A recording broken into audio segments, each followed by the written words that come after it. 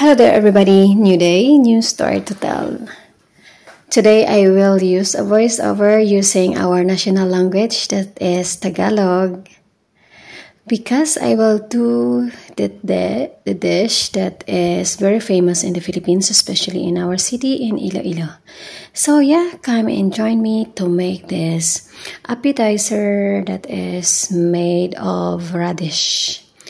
Okay, gagawa po tayo ngayon ng labanos para siyang appetizer kung tawagin. So, nakabili ako last week sa Nicosia nung pumunta kami doon kasama si Yel. So, ito yon.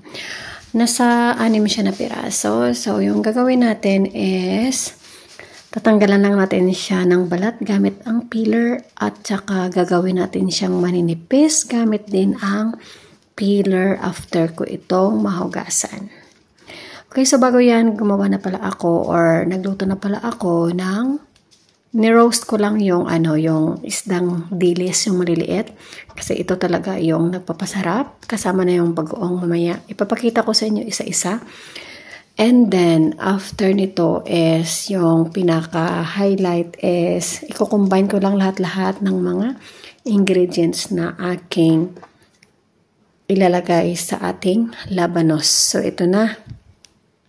After ko siyang mahugasan is gagawin ko siyang maninipis katulad nito hanggang sa matapos ang 6 na piraso ng ating labanos.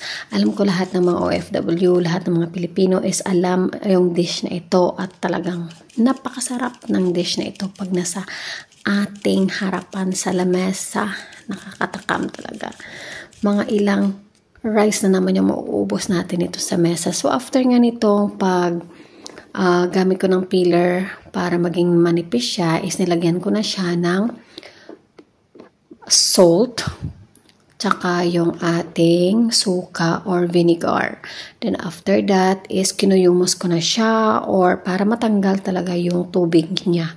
Kasi matubig po itong ating radish or ating labanos. So after ko siyang maituyo na maitanggal yung tubig is hinalo ko na siya sa ating kamatis.